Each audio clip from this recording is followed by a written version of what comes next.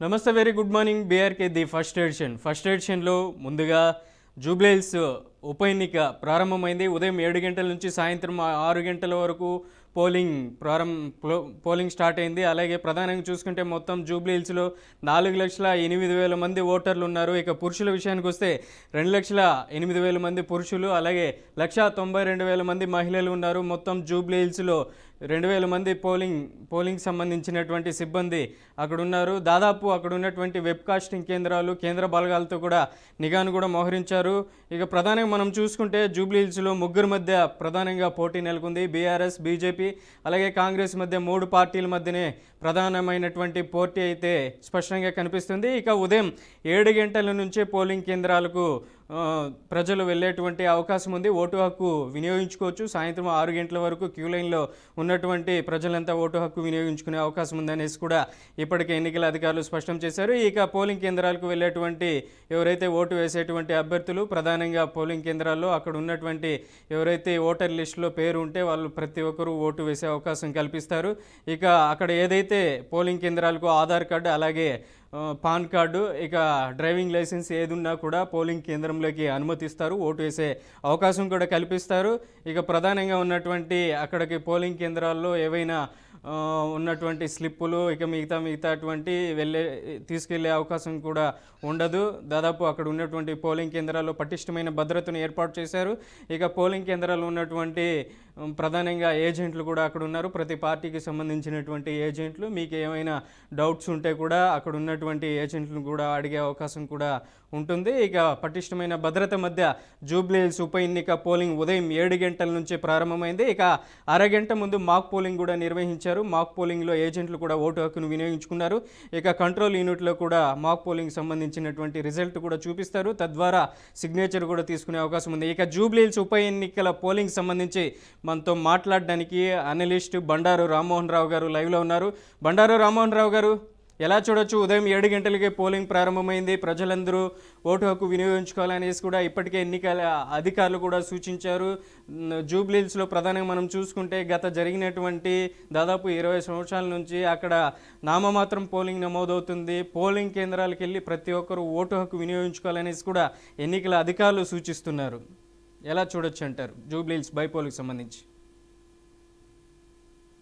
మనోజ్, మీకు అట్లాగే BRK news ప్రేక్షకులు శుభోదయం.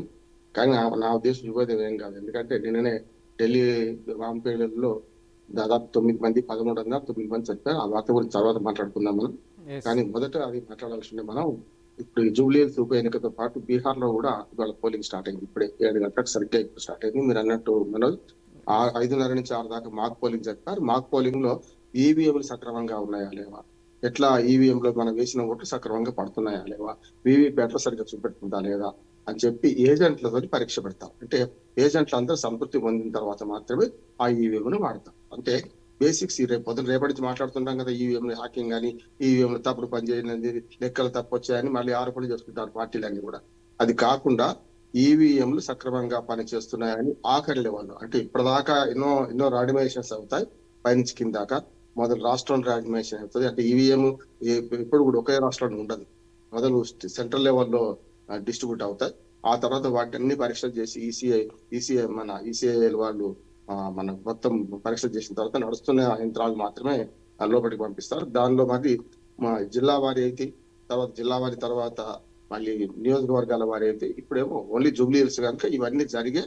ఇప్పుడు జూబ్లీహిల్స్ ఉప ఎన్నికల్లో మనకి ఇప్పుడు ఈవీఎంలు తయారైనాయి. ఈవీఎంలు పనితీరును పరీక్షించారు 5:30 నుంచి 6 దాకా. ఇప్పుడు పోలింగ్ 1 నిమిషం ముందు స్టార్ట్ అయింది. ఇప్పుడే మొదటి ఓటు పడితేనే ఉంటుంది. ఇది చూసుకుంటే మనకి ఏంటంటే, మొదలు మనకు జూబ్లీహిల్స్ ఉప ఎన్నిక చాలా ప్రతిష్టాత్మకంగా మారింది. 3 పార్టీల మధ్యన హోరాహోరీ ప్రచారాలు జరిగినాయి మన సాయంత్రం వరకు. నిన్న కూడా ఒకరినొకరు అనుకున్న సందర్భం చూసాం. నిన్న కూడా డబ్బు, మద్యం విచ్చలవిడిగా పంచాలని ఆరోపణలు వస్తున్నాయి. కొన్ని వాడకట్లలో అయితే, కొన్ని పేదల వాడలో అయితే మాకు నిన్న వాళ్ళు 5,000 ఇచ్చారు, 5,000 ఇచ్చారంటే మీరు 3,000 ఇస్తున్నారు అని చెప్పి కూడా గొడవ జరిగిన సందర్భాలు ఉన్నాయి. కొంత డబ్బు కూడా పట్టుకున్నారు ఒకరికొకరు. నేను కాంగ్రెస్ పార్టీ కార్యకర్తల పంచుతున్న డబ్బులు అని చెప్పి పట్టుకొని కొందరు అరెస్ట్ చేసిన సందర్భాలు కూడా చూసినాం. ఇది అన్ని పార్టీలు, ఏ పార్టీకి తేడా ఏం లేదు, అన్ని పార్టీలు వెనక ముందు ఒకటి ఎక్కువ తక్కువ పంచాయి కూడా. ఇవాళ కూడా ప్రలోభాల వాళ్ళ కొనసాగుతూనే ఉంటది. కాబట్టి వాళ్ళంతా కూడా ఓటర్లను ప్రసన్నం చేసుకొని పోలింగ్ బూత్ తీసుకొచ్చే ప్రయత్నం చేస్తారు. ఇంతకుముందు మీరు అన్నారు మనం కరెక్ట్, అది ఏంటంటే ఈ ఈ పోయినసారి నామాత్రం పోలింగ్ అవుతుంది. 2 లక్షల ఓట్లు ఇప్పటిదాకా ఎప్పుడు పడలేదు. 1,86,000 ఓట్లు మాక్సిమం. అంటే 4 లక్షల ఓట్లు ఉంటే సగం కూడా పడకపోతే ఎట్లా మరి? కనుక ప్రజాస్వామ్యంలో ఓటు హక్కు వినియోగించుకోవాల్సిందే తప్పనిసరి. అంటే ఓటు మన గౌరవం, ఓటు మన ప్రత్యేక మన గనక హక్కు కనుక మనం అందరం ఉపయోగించుకోవాలి. మనం అందరం కోరుదాం. బీఆర్కే న్యూస్ తరఫున కూడా మనం ఓటర్లకు, ఇక్కడే ఓటర్లకు కాదు, బీహార్ ఓటర్లకు కానీ, ఇక్కడ ఓటర్లకు కానీ, జూబ్లీ హిల్స్ ఓటర్లకు కానీ మనం విజ్ఞప్తి చేసేది ఏంటంటే ఓటు మీ హక్కు, ఓటు గౌరవం, ఓటు యొక్క విలువ తెలుసుకోండి, ఓటు వేయండి, విమర్శించండి. మీకు ఎవ్వరు ఇష్టం లేకపోతే మంచి వాళ్ళకి ఓటేయండి. ఎవరు ఇష్టం లేనప్పుడు మాత్రమే చివరి పరిస్థితులలో అందరూ దొంగలే మీరు అనుకుంటే ఇప్పుడు నోటాకు ఓటేయండి. అంతే తప్ప నోటాకు ఓయమని నేను ప్రచారం చేయను. నోటా ఎప్పుడు లాస్ట్ ఆప్షన్. కనుక ఉన్న వాళ్ళలో మంచి వాడిని ఎన్నుకునే ప్రయత్నం చేయండి, మంచి వారికి ఓటేయండి. ఓటు తప్పనిసరి వేయండి. ఏ పార్టీకి మనం చెప్పాం కనుక చేయాలి. రెండవది మంచివారు ఎవరు లేరు మీరు అనుకుంటే నోటాకు వేయండి. కనుక ఓటింగ్ శాతం పెరగాలి. హైదరాబాద్ లో ముఖ్యంగా జూబ్లీ హిల్స్ ఎన్నికల్లో అంతా పెద్దలే లేరు, పేదలు కూడా ఉన్నారు. పేదల ఆఖరి మీద ప్రజాస్వామ్యం బతుకుతుంది కనుక అందరు ఓటర్లకు మన విజ్ఞప్తి, ఓటు వేయండి, ప్రశ్నించండి. ఓటు వేయకుండా మీరు ప్రభుత్వాన్ని ప్రశ్నిస్తే దానికి విలువ ఉండదని మనం విజ్ఞప్తి చేద్దాం.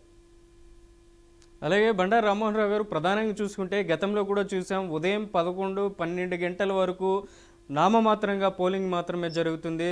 తదనంతరం జరుగుతున్నటువంటి ఏదైతే చివరి నిమిషంలో అంటే 4 గంటల నుంచి సాయంత్రం 6 గంటల మధ్య ఇదైతే గ్యాప్, ఈ 2 గంటల మధ్య పోలింగ్ మాత్రం ఎక్కువ పర్సంటేజ్ నమోదవుతుంది. ప్రధానంగా చూసుకుంటే ఉదయం 11 గంటల వరకు 30% పోలింగ్ నమోదైతే ఆ చివరి 2 గంటలు మాత్రమే పోలింగ్ పర్సంటేజ్ అత్యధికంగా నమోదవుతుంది. ఎలా చూడొచ్చు అంటారు? ఈసారి ఎలా ఉంటుంది ఆ పోలింగ్ స్ట్రాటజీ? అంటే మన ప్రాంతాలను బట్టి గ్రామాలలో అయితే పొద్దున్నే పోలింగ్ నేనే మొదట వస్తాను మా ఊళ్ళో అయితే. నేనేమంటున్నానంటే గ్రామాల్లో అయితే పొద్దున పూట ఓటు వేసుకొని పని మీద వెళ్ళిపోతాం అనుకుంటారు. పట్టణాల్లో కూడా అంత ఎందుకు అనుకోరంటారు మీరు? 30-35% అంతా కూడా పొద్దున్న 9:30-10 లోపలనే వేసేసి పనికి పోదాం అనుకుంటారు. ఇవాళ ఎలక్షన్ కమిషన్ కూడా మనకు ప్రభుత్వ ఆఫీసులు కానీ, జూబ్లీ హిల్స్ పరిధిలో ఉన్న అన్ని ప్రైవేట్ కంపెనీలు కానీ సెలవు ప్రకటించింది. వేతనంతో కూడిన సెలవు ఇవ్వాల్సిందే. వాళ్ళు ఇవ్వకపోతే వాళ్ళ మీద మనం కేసు పెట్టవచ్చు, ఎలక్షన్ కమిషన్ ఫిర్యాదు చేయొచ్చు. కనుక పొద్దున్నే వేద్దాం అనుకునే వాళ్ళు కూడా ఉంటారు ఇక్కడ. వేరే పని చూసుకోవచ్చు కదా పొద్దున్న వేస్తే. ఇప్పుడు 7 నుంచి 9 దాకా పెద్ద పని ఉండదు కదా, కనుక వేస్తారు. అట్లా మీరు అన్నట్టు చివరి నిమిషంలో పోలింగ్ అయ్యేది కూడా జరుగుతుంది. ఎందుకంటే ఏదైనా పని చేసుకొని వచ్చి సాయంత్రం వేసిపోదాంలే అనుకుంటే జరుగుతుంది. అందుకని సాయంత్రం పోలింగ్ శాతం పెరగడానికి ప్రధాన కారణం ఏంటంటే మీరు 5 లోపల అందులో ఉంటే సరిపోతుంది కదా, తర్వాత పెద్దగా పని చేసుకోవాల్సిన అవసరం లేదు. కనుక 3:30-4 ఆ ప్రాంతంలో ఖాళీ వచ్చి అప్పుడు లంచ్ కూడా అంటే మీరు అన్నట్టు 11-11:30 లోపల పొద్దున పూట పోలింగ్ బాగానే ఉంటుంది. ఆ లంచ్ తర్వాత మళ్ళీ పోలింగ్ శాతం పెరుగుతుంది. చివరికి 6 దాకా కదా ఇప్పుడు పోలింగ్. 6 అంటే 5 నిమిషాల దాకా, 1 నిమిషం దాకా వారు కూడా లోపలికి వెళ్ళొచ్చు. లోపలికి వెళ్ళిన వాళ్ళు 9 అయినా 8 అయినా ఓటింగ్ అనుమతిస్తారు. కనుక అట్లా కూడా మీరు పోలింగ్ పర్సెంటేజ్ పెరుగుతుంది, దొంగోట్లు వేయించుకున్నారు, ఇవన్నీ ప్రధాన ఆరోపణలన్నీ దుర్మార్గమైన ఆరోపణలు. వీళ్ళందరూ కూడా లోపలికి పోయిన వాళ్ళు ఓటేస్తారు. తర్వాత మనకు చివరిగా ఈ మాట కూడా చెప్పాలి, పొద్దున మాక్ పోలింగ్ ఎట్లనో ఏజెంట్లు చివరి వరకు ఉండి వాళ్ళు ఏం చేయాలంటే మొత్తం లెక్క తేలి C-ఫామ్ అంటారు దాన్ని, C-ఫామ్ ఇచ్చేదా కాగాలి. తర్వాత ఎన్నికల తర్వాత రిజల్ట్ తర్వాత ఒకరి మీద ఒకరు ఆరోపణ చేసుకోవడం కాదు వాళ్ళు సరి అయింది. వాళ్ళు చేయాల్సిన పని లాస్ట్ ఈవీఎం లోపల ఎన్ని ఓట్లు నిక్షిప్తమైన చూసి C-ఫామ్ తీసుకొని అప్పుడు వెళ్ళాలి. C-ఫామ్ మీద సంతకాలు పెట్టాలి. మళ్ళీ అదే C-ఫామ్ ఏం చేయాలి, వీళ్ళ పార్టీ ప్రతినిధులకు ఇవ్వాలి. అప్పుడు ఏమవుతుంది, ఈ కౌంటింగ్ అప్పుడు వీళ్ళ సంతకాలు సరిగా చూసుకొని ఈవీఎం చెప్తారు. కాదు ఈవీఎం పగలగొట్టారు, ఈవీఎం ఏదో చేసేసారు, అందులో మళ్ళీ కొత్తగా ఓట్లు వేశారు అని దుర్మార్గమైన ఆరోపణ చేస్తున్నారు కదా. నోటికి ఈ నిబంధనలు పోలింగ్ ఏజెంట్లు తప్పనిసరి రిలీవర్ ఉండాలి. ఒకరు పోతే ఒకరు లోపల ఉండే ప్రయత్నం చేయాలి. దొంగోట్లు పడ్డాయని చెప్పి తర్వాత మాట్లాడితే లాభం లేదు. ఓటర్లను గుర్తించాలి. వాళ్ళు గుర్తించకుంటే ఛాలెంజ్ ఓటేస్తారు. ఓటర్లను గుర్తించినందుకే కదా ఏజెంట్ ఏం చేస్తుంది, బట్టి కూర్చోవడానికి లోపడి పోయి. కనుక చివరిగా C-ఫామ్ నింపి ఆ సంతకాలు తీసుకున్నాకనే బయటకు వెళ్ళాలి. సీల్ అయిందా అనేది కూడా చూసుకోవాలి. అంటే సీల్ మీద సంతకాలు ఉంటాయి, సీల్ మీద పేపర్ ఒకటి అతికేస్తారు కదా, దాని మీద కూడా ఏజెంట్ సంతకాలు ఉంటాయి. ఇంత పకడ్బందీ వ్యవస్థ అనేది బదనం చేస్తారు అనవసరంగా. ఇది అప్పుడు ఏం చేయాలంటే ఈ కౌంటింగ్ ఏజెంట్ పట్టుకుపోవాలి అక్కడ. ఇవన్నీ కూడా బంచ్ ఆఫ్ పేపర్స్ పట్టుకెళ్ళి వాళ్ళ 1వ నెంబర్ ఇవి ఏముంది, 1వ నెంబర్ ఇవి మీద ఇక్కడ తీయాలి, C-ఫామ్ తీయాలి. ఎన్ని ఓట్లు ఉన్నాయి అంటే వాళ్ళు చెప్పింది, అధికారులు చెప్పిందని మీరు చూసుకోవాలి, చూసుకొని ఆ తర్వాత దాని మీద సీల్ మీద ఎవరి సంతకాలు ఉన్నాయి, ఇక్కడ సీల్ మీద వీటి దగ్గర సి ఫామ్ మీద ఎవరు సంతకాలు ఉన్నాయి చూసుకొని ఆ సంతకాలు టాలీ చేసుకొని చేసుకోవాలి. ఎక్కడికి చేస్తారు వీళ్ళందరూ కూడా? తర్వాత ఎన్నికలు అయిపోయి ఫలితాలు ప్రకటించినాక ఓడిపోతేనేమో ఈవీఎం తప్పు, గెలిస్తే తమ గొప్ప అని ప్రకటించుకుంటారు. మళ్ళీ ఓటు చోరీలు ఇవన్నీ మాట్లాడుతుంటారు. తప్పిది. ఏజెంట్లు, పోలింగ్ ఏజెంట్లు కనుక సరిగ్గా పనిచేసి, పోలింగ్ ఏజెంట్ల సూచనలు కనుక సరిగ్గా తీసుకొని, ప్రిసైడింగ్ ఆఫీసర్ సూచనలు సరిగ్గా తీసుకొని, పోలింగ్ ఏజెంట్లు ఇచ్చిన కాగితాలు కనుక దాచిపెట్టుకొని, కౌంటింగ్ పోయే ఏజెంట్లు కనుక ఎవరైనా గట్టిగా మంచిగా ఉంటే అప్పుడు ఇట్లాంటి అవకతవకలన్నీ బయటపడుతుంది. తప్పు జరిగితే బయటపెట్టడానికి వీలుంటుంది. మీ ఆధారాలతో బయటపెట్టాలి కదా, ఆరోపణలు కాదు కదా అంటే. అందుకని ఏజెంట్లు సరిగ్గా ఉండాలని కోరుకుంటాను. రైట్. బండారు రామ్మోహన్ రావు గారు, లైవ్లో బ్రేకింగ్ చూస్తున్నాం. బీఆర్ఎస్ అభ్యర్థి మాగంటి సునీత కాసేపటి క్రితమే 7:05 జూబ్లీ హిల్స్ పోలింగ్ కేంద్రంలో తన ఓటు హక్కును వినియోగించుకున్నారు.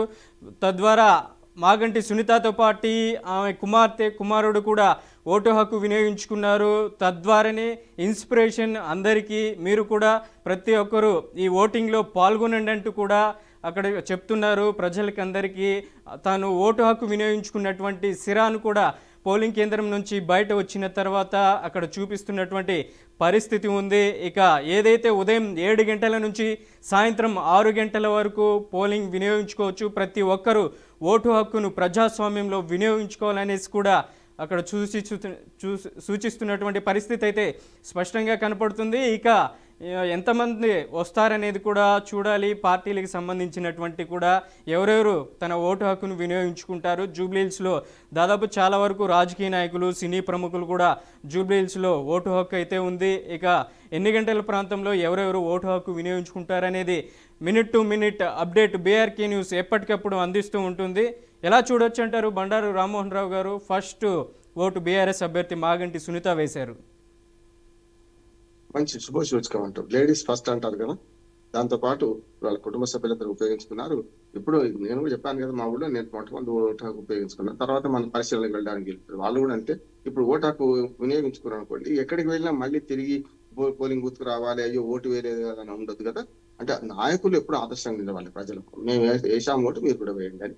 ఆ తర్వాత నవీన్ యాదవ్ గానీ, కాంగ్రెస్ అభ్యర్థి, లేకపోతే దీపక్ రెడ్డి కానీ, బీజేపీ అభ్యర్థి వేస్తారు మళ్ళా వస్తాయి. మీరు అన్నట్టు మన ఈ జూబ్లీహిల్స్ ఉప ఎన్నికలో సెలబ్రిటీస్ చాలా మంది ఉన్నారు, ఇంక్లూడింగ్ రాజకీయ నాయకులు సెలబ్రిటీస్ ఉన్నారు, సినిమా యాక్టర్లు ఉన్నారు. చిరంజీవి గారి ఓటుతో పాటు చాలా ఓట్లు ఇక్కడ ఉన్నాయి మనకు. వాళ్ళందరూ కూడా వస్తారు. వాళ్ళు స్ఫూర్తిగా నిలవాలి. వచ్చి వాళ్ళు మేము ఓటేసా మీరు వేయండి అని ప్రచారం చేయొచ్చు. ఎవరికి ఓటు ఏమని చెప్పడానికి వీల్లేదు, కానీ వాళ్ళు చూపెడితే అది కూడా ఇన్స్పిరేషన్ తీసుకుంటారు. నాయకులు కానీ, సెలబ్రిటీస్ కానీ వీళ్ళు ప్రజలకు ఆదర్శంగా నిలవాల్సిన అవసరం ఉంది. ఈ ఓటు హక్కు వినియోగించుకోవడం ద్వారా ఎక్కడ ఉన్నా సరే వినియోగించుకొని ప్రజలకు మంచి సందేశం ఇవ్వాలని అనుకోవాలి. రైట్. బండారు రామ్మోహన్ రావు గారు, ప్రధానంగా చూసుకుంటే ఏదైతే మొదటి విడత నవంబర్ 6వ తేదీన బీహార్లో పోలింగ్ అయితే అయిపోయినటువంటి పరిస్థితి ఉంది. అక్కడ 65% పోలింగ్ పర్సంటేజ్ కూడా నమోదైంది. ఇక రెండో విడత పోలింగ్ ఇవాళ స్టార్ట్ అయింది నవంబర్ 11వ తేదీన బీహార్లో.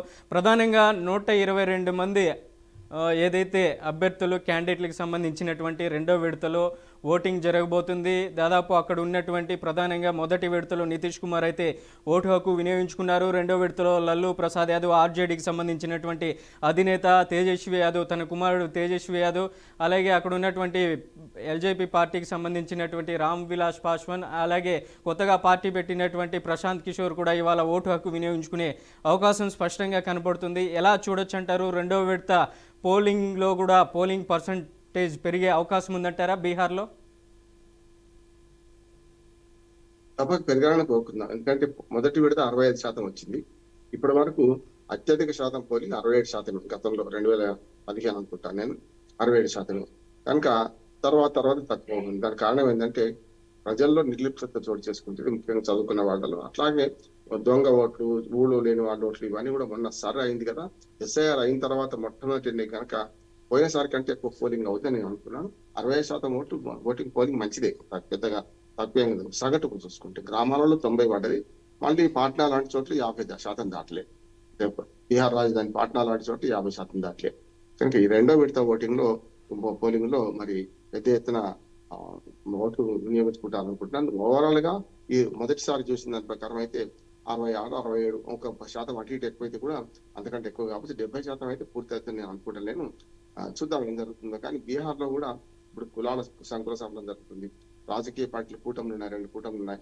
ఇటు పక్క ఎన్డీఏ కూటమిలో బీజేపీ ప్రధాన భాగస్వామి, బీజేపీతో పాటు ఇటు పక్కన మనకు అది మన జేడీయూ ఉన్నది, నితీష్ కుమార్ పార్టీ, చిరాగ్ పాస్వాన్ కూడా ఇటు చేస్తున్నారు. ఆ పార్టీ కూడా మన రామ్ విలాస్ పాస్వాన్ కొడుకు. ఈ మూడు కూటమిలో ఇటు పక్కన ఉన్నాయి. వాళ్ళందరూ కలిసి 243 సీట్లకు పోటీ చేస్తున్నారు. ఇటు పక్క ఇండియా కూటమి ఐఏ ఇండియా కూటమిలో ప్రధాన నాయకత్వం పార్టీ కాంగ్రెస్ కంటే ఎక్కువ మెరుగైన ఫలితాలు ఇస్తున్న మనకు ఆర్జేడీ రాష్ట్రీయ జనతాదళ్ లాలూ ప్రసాద్ యాదవ్ పార్టీ అది. ఆయన కొడుకు తేజస్వి యాదవ్ ముఖ్యమంత్రి అభ్యర్థి, ఆయన కూడా పోటీ చేస్తున్నాడు. అట్లాగే వారికి కాంగ్రెస్ పార్టీతో పాటు కొన్ని పార్టీలు అనుబంధ పార్టీలుగా ఇండియా కూటమిలో ఉన్నాయి. వాళ్ళు కూడా 240 స్థానాలకు అందరూ కలిసి పోటీ చేస్తున్నారు. ఈ రెండు కూటములు మధ్యన ఏ కూటమిలో లేని మీరు అన్నట్టు ఇంతకుముందు జనసురాజ్ పార్టీ ప్రశాంత్ కిషోర్ ఏదైతే అంతకుముందే పార్టీ పెట్టిండు, ఒకసారి విఫలమైండు. ఈసారి మొత్తం చేస్తా అన్నాడు, సగమే చేస్తా అన్నాడు. ఏదో 129 130 సీట్లకు చేస్తున్నారు. అందులో 3 అభ్యర్థులు ఇప్పటికే వాళ్ళు బీజేపీ అభ్యర్థికి మద్దతు ప్రకటించారు. బహిరంగంగా బయటకు వచ్చి నామినేషన్ వేసి విత్డ్రా చేసుకోకుండా ఉండి కూడా. అట్లాగే ప్రశాంత్ కిషోర్ ఎక్కడా పోటీ చేయడం లేదు. నేను రాష్ట్ర స్థాయి వ్యక్తిని కదా, అందరూ ప్రచారం చేస్తానని ఆయన అన్నాడు. కానీ పిరికి పందా పారిపోయారని వీళ్ళిద్దరు ఈ రెండు పార్టీల వాళ్ళు అనుకుంటారు ఆయనను. ఎందుకంటే ఆయన పోటీ చేస్తే ఆయన గెలుస్తాడో లేడా నమ్మకం లేదు కనుక ఎట్లాగో అందరూ ఓడిపోయే వాళ్ళే కదా, అంతకంటే ఇంకేం చేస్తారని చెప్పి ఆయన ఎద్దావే చేసిన సందర్భం చూసినాం. నిజంగా కూడా ఆయన పోటీ చేయలేదు. మొదటి చేస్తా అన్నాడు. తేజస్వి యాదవ్ ఎక్కడ పోటీ చేస్తున్నాడు, అంతకుముందు అప్రీదేవి ఎక్కడ పోటీ చేసిందో ఇప్పుడు తేజస్వి యాదవ్ అక్కడ పోటీ చేస్తున్నాడు. ఆ స్థానంలో నేను చేస్తా అని ఛాలెంజ్ చేశాడు. ఛాలెంజ్ వెనక్కి తీసుకున్నాడు. మళ్ళీ ఇప్పుడు ఆయన ఎక్కడ పోటీ చేయడం లేదు. అవన్నీ చూస్తే మనకు అర్థమవుతుంది ఏంటంటే ఇవాళ కులాల సంకుల సమరం, పార్టీల సంకుల సమరం, కూటముల సంకుల సమరం జరుగుతుంది. నా ఉద్దేశం ఏంటంటే ఎట్టి పరిస్థితుల్లో 65-67% మించదు పోలింగ్ అంతా కలిసి రెండో విడత కూడా. దాంతో పాటు ఇవాళ సంకీర్ణ ప్రభుత్వం వచ్చే అవకాశం ఉంది తప్ప ఒక వన్ సైడ్ వచ్చే అవకాశం లేదు. ఎందుకంటే పోటీ చేసే సంఖ్యనే అంతకంటే తక్కువ ఉన్నప్పుడు ఇంకా ఆర్జేడీ మాత్రం ఒక్కటి కొంచెం 129 స్థానాలకు పోటీ చేస్తుంది. మిగతా పార్టీలన్నీ కూడా 101కే పరిమితమైనవి. అటు జేడీయూ కానీ ఇటు పక్క బీజేపీ కానీ. అటువంటిప్పుడు మ్యాజిక్ ఫిగర్ 122 కదా, 122 వచ్చే అవకాశం లేదు కనుక సంకీర్ణ ప్రభుత్వం ఈసారి కూడా వస్తుంది అనుకుంటా. 2010, 15, 20లో ఏదైతే సంకీర్ణ ప్రభుత్వాలు వచ్చినాయో అట్లాగే కూటమి ప్రభుత్వం వస్తుంది. ఏ ఒక్క పార్టీకి మ్యాజిక్ ఫిగర్ అయితే వచ్చే అవకాశం లేదు. రైట్. బండారు రామ్మోహన్ రావు గారు మీరు లైన్లో ఉండండి. షేక్పేట్కి వెళ్దాం. మా ప్రతినిధి బాసిత్ షేక్పేట్ పోలింగ్ కేంద్రం దగ్గర ఉన్నారు. బాసిత్, షేక్పేట్ పోలింగ్ కేంద్రం దగ్గర ఎలా ఉంది అక్కడ పరిస్థితి? పోలీసులు భద్రత ఎటువంటి ఏర్పాట్లు చేశారు? ఓటర్లు పోలింగ్ కేంద్రాలకు చేరుకున్నారా? ఏంటి అక్కడ ఉన్నటువంటి అప్డేట్?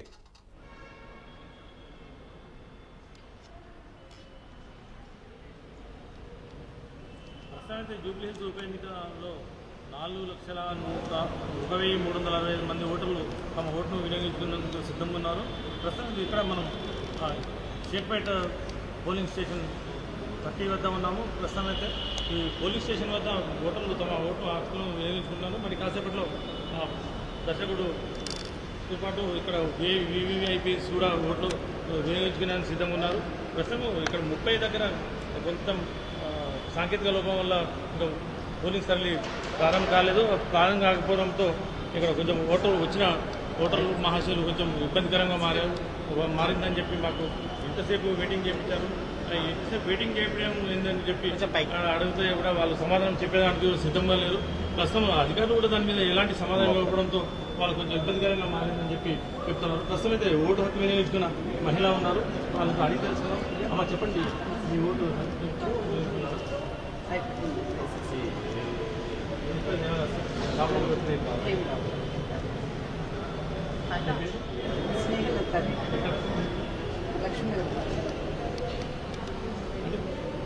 ప్రస్తుతం అయితే ఓటర్లకు ఎలాంటి అన్ని సౌకర్యాలు కల్పించినా బయట లోపల వెబ్ కెమెరాలతో ఉన్న సిబ్బంది ఉన్నా అని బయట కూడా డ్రోన్ కెమెరాలతో ఇక్కడ పర్యవేక్షణ చేస్తూ ఇక్కడ ఓటర్ల సరళిని గమనిస్తున్నారు అధికారులు. ప్రస్తుతం అయితే ఈ ప్రాంతంలో పోలింగ్ కేంద్రం 2,660 మంది విధుల్లో ఉన్నారని చెప్పవచ్చు.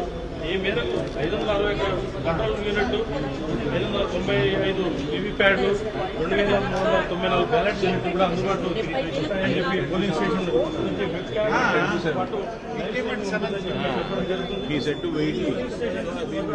హెల్ప్ డెస్క్, మొబైల్ డిపాజిట్ కౌంటర్లు కూడా ఏర్పాటు చేశారు.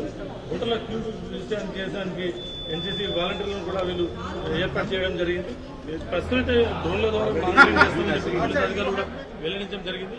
ఈ విధంగా చూస్తే ప్రస్తుతం ఇది ఏదైతే ఈ ఎన్నికల నేపథ్యంలో ఓటర్లకు ఫోన్పే గూగుల్ పే ద్వారా డబ్బులు పంపిణీ చేసే అవకాశం ఉండడంతో ఆర్బీఐతో చర్చించిన కారణం ఈ మేరకు కూడా ఆన్లైన్ పేమెంట్స్ మీద ఆర్బీఐ నిఘా ఉంటుందని కూడా చెప్పడం జరిగింది. ప్రస్తుతం 65 లొకేషన్లో 226 క్రిటికల్ పొజిషన్ సమస్యాత్మక పోలింగ్ స్టేషన్ గుర్తించడం జరిగింది. ఆ సమస్యాత్మక ఏదైతే గుర్తించారో ఆ పోలింగ్ స్టేషన్లను పూర్తి నిఘా పెట్టి దాని మీద దృష్టి సారించడం జరిగింది. ఇప్పటికీ ఏదైతే 27 కేసులు నమోదు కాగా దాంతోపాటు 3,60,00,000 నగదు పట్టుకున్నట్టు కూడా సమాచారం అవుతుంది.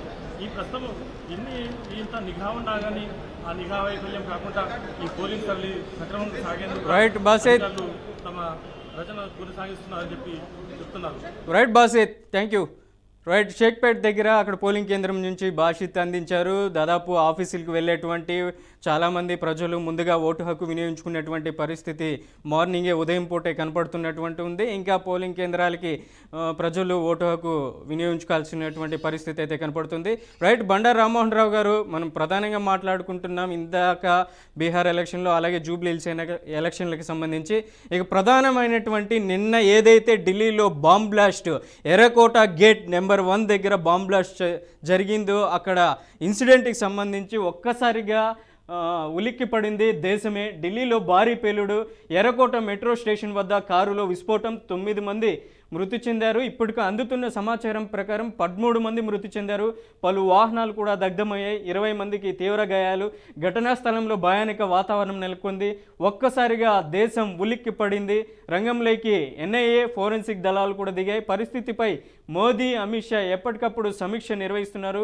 పలు నగరాల్లో కూడా రెడ్ అలర్ట్ జారీ చేశారు. ముంబై, అలాగే హైదరాబాద్, ఇక విజయవాడ, విశాఖపట్నం, తిరుపతి ప్రధానమైనటువంటి నగరాల్లో కూడా సెక్యూరిటీని కూడా ఏర్పాట్లు చేశారు. మనం చూసిన పేలుడు అనంతరం ఘటనా స్థలంలో చెలరేగిన మంటలు, సహాయక చర్యలు చేపడుతున్నటువంటి అధికారులు ఉగ్రకుట్రను భగ్నం చేశారు. జమ్మూ కాశ్మీర్లో 8 మంది అరెస్ట్, వారిలో 3 వైద్యులు కూడా ఉన్నారు. 2,900 కిలోల పేలుడు పదార్థాన్ని కూడా అలాగే ఆయుధాలను కూడా స్వాధీనం చేసుకున్నారు. ఎలా చూడొచ్చు అంటారు బండారు రామ్మోహన్ రావు గారు? ఈ ఇన్సిడెంట్ ఉగ్ర కుట్ర కోణం ఉందనేసి కూడా కేంద్రం ఇప్పటికే భావిస్తుంది. ఎలా చూడొచ్చు అంటారు? సరిగ్గా నిన్న 6:52 ఈ పేరుకు సంబంధించిందట. మొట్టమొదటిసారి అన్ని టీవీలో 7:30 రాగానే 7:30 నుంచి రాత్రి 10:30 దాకా 3 గంటలు వరుసగా ఏదో ఒక టీవీలో వింగ్ కమాండర్స్, మీరన్న మేజర్ జనరల్స్ అట్లాంటి అనుభవజ్ఞులతో పాటు నేను కూడా ఈ డిబేట్ లో పాల్గొంటాను. అది 3 గంటల పాటు. విషయం ఏంటంటే అమిత్ షా ప్రకటించేది చివరికి ఓ రకంగా మనం ఒప్పుకోవాలి. అమిత్ షా గారు దేశ హోంమంత్రి కొంచెం ఒక పేరాడు కనుక మొదట్లో చాలా రకాలుగా అనుమానాలు ఉన్నాయి. మొట్టమొదటి ఏమనుకున్నారు, దాన్ని పార్కింగ్ లో ఉన్న కార్ పేలిందని. తర్వాత 6 స్కూటీలు పేలినాయి పక్కనే అన్నారు. తర్వాత ఇప్పుడు విషయం మెల్లమెల్లగా వెలుగులోకి వచ్చి ఏమైంది, నడుస్తున్న కారు మనకు సిగ్నల్స్ దగ్గర ఆగుతున్న క్రమంలో స్లో అయింది, అక్కడనే బాంబు పేలింది అన్నారు. ఢిల్లీలో మొత్తం అంతా సిఎన్జి వాహనాలే కదా, ఢిల్లీలో కాలుష్య నివారణకు సిఎన్జి వాహనాలు వాడుతున్నారు కనుక సిఎన్జి వాహనాల్లో ప్రమాదం జరిగితే అది కూడా 200 కిలోల ఇంధనం ఉంటది కనుక అది పెద్ద ఎత్తున పేలింది అనే మాట కూడా అన్నారు. కానీ చివరికి తెలియదు ఏంటంటే మొదటి నుంచి కూడా కుట్రకోణమే, ఇది ఖచ్చితంగా తీవ్రవాదుల పని అని నేను అనుకున్నాను. అదే జరిగింది. హోంమంత్రి కూడా అదే ప్రకటించారు. తీవ్రవాద కోణం నుంచి ఆలోచన చేస్తున్నా. ఇప్పటికీ దీన్ని రిమోట్ తో పేల్చారా, ఇప్పుడు మానవ బాంబులై వాళ్ళే ఆ కార్లో వచ్చి వాళ్ళు పేల్చుకున్నారా, ఇదంతా తేల్చాల్సి ఉన్నది. సీసీ కెమెరాలు ఉన్నాయి చుట్టుపక్కల. అప్పటికే ఒక అరగంట మాత్రం పూర్తిగా నేను మొదటి నుంచి విమర్శిస్తున్నాను. ఏంటంటే సీన్ ఆఫ్ అఫెన్స్ ను చెరిపి వేస్తుంటే పోలీసులు వెంటనే చర్య తీసుకోలేదండి. సీన్ ఆఫ్ అఫెన్స్ అంటే ఏంటంటే అక్కడ జరిగింది కదా, దర్గాని ఏం చేయాలి, ఎవరు పడితే వాళ్ళని నాకు ఎంటర్ కానివ్వండి. అప్పటికే ట్రాఫిక్ కంట్రోల్ అయిపోయింది, ఎక్కడ పంపించారు. పోలీసులు, సామాన్య ప్రజలు అటువైపు ఇటువైపు తిరుగుతూనే ఉన్నాడు. ఎప్పుడు కూడా సీన్ ఆఫ్ అఫెన్స్, నేను అడ్వకేట్ చెప్తున్నాను, సీన్ ఆఫ్ అఫెన్స్ రక్షిస్తేనే అక్కడ క్లూస్ బయటపడతాయి. ఎంత దొంగ అయినా, ఎంత చాకచక్యం గల దొంగ అయినా చిన్న క్లూ అయితే విడిచిపెట్టిపోతారు అక్కడ. అటువంటి క్లూస్ విడిచిపెడితే దాన్ని రికవరీ చేయాల్సిన బాధ్యత పోలీసుది. కనుక విదేశాల్లో ఏం జరుగుతుందంటే ఒక ఇన్సిడెంట్ కాగానే వెంటనే అక్కడ ఉన్న సామాన్య ప్రజలను పంపించేస్తారు. పోలీసులు ఆ ప్రాంతాన్ని స్వాధీనం చేసుకొని అప్పుడు ఇన్వెస్టిగేషన్ మొదలు పెడతారు. అంటే వేరే ముద్రలు ఇవన్నీ తీసుకోవాలంటే ఎవడు పడితే వాడు వచ్చి ఆ సీన్ ఆఫ్ అఫెన్స్ లో చేతులు ముట్టుకోండి అనుకోండి, ఎవరి చేతులు ఎట్లా గుర్తుపడతాం మనం. అందుకని అదొక దుర్మార్గమైన మన దగ్గర ఉన్న సంస్కృతి. రెండోది, మాట్లాడితే మన మీడియా వాళ్ళు కూడా ఏం చేస్తారు, అధికారులు వస్తుంటే వాళ్ళ మీద మైకు పెట్టేస్తుంటాం మనం. అధికారి నేను అన్నారు, ఒక అధికారి కూడా, అయ్యా మేము ఇప్పుడే చూస్తున్నాం, చూసిన తర్వాత మీకు చెప్తాం కానీ నేను చూడకుండా ఏం చెప్పాలి అనే మాట అన్నారు. అంటే ప్రజల ఉత్సాహం లేకుంటే మన మీడియా ఉత్సాహం ఎట్లుందంటే ఆవిడ కాలిపోయి ఏడుస్తుంటే మంటలు ఆర్పుదామా లేకుంటే విలేకరులతో మనం మాట్లాడాలా, వాళ్ళు ఏం చేయాలి? అందుకని ఇవి సమయం పాటించాలి. మిగతా దేశాలు అట్లా ఉండదు. వాళ్ళు ప్రెస్ కానీ ఎవరైనా కానీ దూరం పెడతారు. వాళ్ళు రక్షణ చర్యలు మొదలు ఫస్ట్ ప్రాణాలు రక్షించాలి. తర్వాత కుట్రకోణాన్ని ఛేదించే ప్రయత్నంలో ఆధారాలు సేకరించాలి. ఈ పని కదా జరగాల్సింది. మనకు వెంట వెంట వార్తలు తెలవాలి అనే ఒక ఆదుర్త మనకు ఉంటుంది. పోలింగ్ అదే కదా, ప్రమాదానికి పోలింగ్ కు తేడా ఉంది కదా. పోలింగ్ లో మనం పర్సెంటేజ్ ఎవరు వేసారు ఓటు ఇవన్నీ మనం గమనిస్తాం. కానీ ఇక్కడ అట్లా కాదు కదా. అది పెద్దగా లోపం అనిపించింది నాకు. రెండవది ఏంటంటే ఇటీవలనే 6 డాక్టర్లు అరెస్ట్ అయ్యారు, చూసాం కదా మనం. దానిలో ఎటు చూసినా మన హైదరాబాద్ మూలాలు ఉన్నాయి, చూస్తున్నాం మనం. హైదరాబాద్ ను ఉంటాయి. గతంలో విజయనగరం మూలాలతో కూడా ఒక వ్యక్తి అరెస్ట్ అయ్యారు. ఇప్పుడు 6 డాక్టర్లలో హైదరాబాద్ లో మూల ఉన్న ఒక డాక్టర్ రోజు డ్యూటీ చేస్తున్నాడు. ఇక్కడేమో ఇంట్లోనేమో రసాయనాలు తయారు చేసి బాంబు తయారు చేస్తున్నాడు, చూస్తున్నాం మనం. అటువంటి హైదరాబాద్ మూలాలు ఉన్న పరిస్థితి కూడా మనకు కనపడుతుంది. రెండోది కూడా ఏమైందంటే ముస్లింలు అందరూ తీవ్రవాదులు కాదు, కానీ తీవ్రవాదులు ఎక్కువ మంది ముస్లింలు ఉన్నారు. అంటే 2 రకాల తీవ్రవాదం. ఒకటేమో వామపక్ష తీవ్రవాదం, అది ఇట్లాగా బాంబ్ బ్లాస్టులు వచ్చేయవు. వామపక్ష తీవ్రవాదం పోలీసులు చంపడం, పోలీసులతో తగాదు ఉంటుంది, ప్రభుత్వంతో తగాదు ఉంటుంది, కాంట్రాక్టులతో తగాదు ఉంటుంది, భూస్వాములు పెట్టుబడిదారులతో తగాదు ఉంటుంది. కానీ మత తీవ్రవాదానికి అద్దు ఆదుకుంటదు. మత తీవ్రవాదం ఎప్పుడు కూడా పిచ్చివాడి చేతిలో రాయి లాంటిది. అది అంటే వాళ్ళు ఎటుపోయినా ఏర్పడతారు. అందులో ఎవరు చనిపోతారు కూడా చూడరు. చూసాం కదా మనం. గతంలో మనకు లూమిని పార్కు, గోగుల్ చాట్, మనం బాంబు పేలుడు, ఆ తర్వాత మనకు దిల్సుకున్నారు బాంబు పేలుడు చూసాం. ఇవాళ గమ్మత్ ఏంటంటే ఈ మధ్యన కొంచెం దేశంలో శాంతి భద్రతలు నెలకొంటున్నాయి. ముఖ్యంగా ఎన్డీఏ గవర్నమెంట్ వచ్చిన తర్వాత కానీ, ఇక్కడ కేసీఆర్ గారు ఉన్నప్పుడు కానీ, ఇప్పుడు కాంగ్రెస్ ప్రభుత్వం వచ్చినా కూడా తెలంగాణ కానీ హైదరాబాద్ లో కానీ కొంతవరకు ఈ శాంతి భద్రతలు ముఖ్యంగా ఇట్లాంటివి జరగలేదు. బాంబు పేలుడు 13 ఏళ్ల తర్వాత, ఢిల్లీలో కూడా 13 ఏళ్ల క్రితం జరిగిన బాంబు పేలిన తర్వాత ఇప్పటి వరకు ఒక్కటి కూడా జరగలేదు. అంటే భద్రతా వైఫల్యమా అని కొందరు విమర్శించవచ్చు. ఇప్పటిదాకా జరగలేదు కదా అని నేను ఎప్పుడు చెప్తున్నాను. మనం 10 సార్లు రక్షించబడుతున్నాం. మనం ఒక్కసారి కొంచెం ఫెయిల్ అయితే విధ్వంసం జరుగుతుంది. 99 సార్లు మనం రక్షించబడ్డా 100వ సారి మనం ఒక్కసారి చిన్న ఏమరపాటు ఉంటే కూడా చేస్తారు. 99 సార్లు ఏం జరగలేదు కదా అని నమ్మకంతో ఉంటే 100వ సారి ఏదైనా పేల్చవచ్చు. జరిగింది అదే అంటున్నాను నేను. ఇప్పుడు ఈ కుట్రకోణాన్ని ఛేదించే క్రమంలో ఇప్పటికే డ్రైవర్ అరెస్ట్, మన దాని బండి ఓనర్, అది హర్యానా కార్ అంటున్నారు, ఆ ఓనర్ అరెస్ట్ చేశామంటున్నారు. దాని మీద వివాదం ఉన్నది, అవునా కాదా అనే వివాదం ఉన్నది. ఇప్పుడు మెల్లమెల్లగా ఒక్కటి వెనుక ఒకటి బయటకు వస్తున్నాయి. సుమారు 200 మీటర్ల దూరం కార్లు, ఇతర వాహనాలు ధ్వంసమైనవి, చిత్రమైపోయిన మన దేహాలు కానీ, చేలు కాళ్ళు విరిగిపోయి ఎక్కడో పడిపోయిన సందర్భం చూసాం. చాలా విషాదకరం అంటున్నాను. తీవ్రవాదానికి అడ్డుకట్ట వేయాల్సిన అవసరం ఎంతైనా ఉంది. తీవ్రవాదానికి భూతమిస్తున్న దేశం పెద్ద ఎత్తున అమెరికా లాంటిదే. మననే చూసాం మనం. మన ప్రధానమంత్రి మోడీని హత్య చేస్తా అని చెప్పి చైనాలో కుట్ర జరిగిందని, ఆ కుట్ర కూడా ఎక్కడ పెట్టామని బంగ్లాదేశ్ ఢాకాలో ఒక తీవ్రవాది చనిపోవడం వల్ల ఆ కుట్రకు ప్లాన్ చేసింది ఆయనే అని చెప్పి బయటపడ్డది. అట్లాగే ఉద్దీన్ కారులో మోడీ గారు పోకపోతే అక్కడనే చైనాలో మోడీ గారిని చంపేసేవాడు అనే మాట ఉన్నది. హత్య ప్రయత్నం జరిగిందని. ఈ స్థితిలో ఇవాళ చాలా జాగ్రత్తగా ఉన్నాం. చాలా పెద్ద ఎత్తున మనము మన జాగ్రత్తలు మనం ఉన్నాం. కానీ చెప్పాను కదా, 99 సార్లు మనం రక్షించబడుతున్నాం. ఒక్కసారి ఏమైనా జరిగితే దీనికి మనం పెద్ద రాంతాంతం చేయాల్సిన అవసరం లేదు. ఈ బీహార్ ఎన్నికల మీద కూడా ఈ ప్రభావం పడే అవకాశం ఉందని నేను అనుకుంటున్నాను. ఎందుకంటే ఇప్పుడు పాంప్లేట్ జరిగింది, దీని మీద మతము, కులము, ప్రాంతం ఇవన్నీ వస్తాయి కోటి. ఇవన్నీ చూస్తుంటే మనకు అర్థమవుతుంది ఏంటంటే ఈ ఎట్టి పరిస్థితులలో ఈ సంఘటనను మనం ఒక కుట్రకోణంగా చూడాలి. ప్రభుత్వం ఏ ప్రభుత్వం ఉన్నా దానికి మద్దతు ఇవ్వాల్సిన అవసరం ఉంది. మా ప్రభుత్వం చేసే చర్యలు తీవ్రంగా ఉండాలి. ఇప్పుడు ఎవరైతే దీనికి వెనుక ఉన్న కుట్రదారులను అరెస్ట్ చేయాలి. ఇంకొక మాట కూడా చెప్పొచ్చు మనం ఎప్పుడైతే కుట్ర మన జరిగిందంటే కొన్నిసార్లు వెంటనే సిరీస్ ఆఫ్ సంఘటనలు జరుగుతుంటాయి. నేను 7:30 ఫస్ట్ టీవీలో కూర్చున్నప్పుడు అదే చెప్పాను. వెంటనే కొన్ని చోట్ల అలర్ట్ చేయాలి. మనకంటే తెలివి కలవాడు ప్రభుత్వం. వాళ్ళు ఏం చేశారు, వెంటనే హైదరాబాద్ అలర్ట్ చేశారు. ముంబై హైదరాబాద్ కొంచెం ఇటువంటి చర్యలు జరగడానికి ఎక్కువ అవకాశాలు ఉన్నాయి అనుకున్నారు. సిరీస్ ఆఫ్ ఇన్సిడెంట్ జరగకుండా వరుసగా చేసే ప్రయత్నం చేశారు. ఇప్పటికైతే ఏ తీవ్రవాద సంస్థ క్లెయిమ్ చేసుకోదు కూడా అంటున్నారు. ఎందుకంటే పహల్గాం నుంచి వాళ్ళ రూట్ మార్చారు. గతంలో అయితే జైషే మహమ్మద్ లేకుంటే లష్కర్ ఇ తోయిబానో ఇంకా ఏదైనా సంస్థ మేము చేశామని గర్వంగా చెప్పుకొని భయప్రాంతం చేసేవారు ప్రజలు. ఇప్పుడు అట్లా కాదు, చేస్తే ఆటోమేటిక్ గా మనం రెడీ ఉన్నాం. ఆపరేషన్ సింధూర్ 1, 2 చూసాం కదా మీరు. ఎక్కడ తీవ్రవాదులు దాక్కున్నారో వాళ్ళని ఛేదించడం, తర్వాత పాకిస్తాన్ స్థావరాల మీద దాడి చేసినాం, పిఓకే మీద దాడి చేసినాం. కనుక ఇప్పుడు కేవలం ఎవరైనా లష్కర్ ఇ తోయిబానో జైషే మహమ్మద్ అని తేలితే వెంటనే మనం ఏం చేస్తాం, పాకిస్తాన్లో ఉన్న తీవ్రవాద స్థావరం మీద మనం దాడి చేస్తాం. కనుక చెప్పుకోరు. ఏదైనా అనామక సంస్థ చెప్పుకునేదేమో, కానీ ఇప్పటికైతే ఇన్సిడెంట్ జరిగి 12 గంటలు దాటిపోయింది. 6:50కి జరిగింది కనుక ఆల్మోస్ట్ ఆల్ అంతే అయింది కనుక ఇప్పుడు మనకు 12 గంటల తర్వాత కూడా మనకు ఇప్పటిదాకా ఎవరు క్లెయిమ్ చేసుకోలే కనుక ఇప్పుడు విచారణ జరుగుతుంది.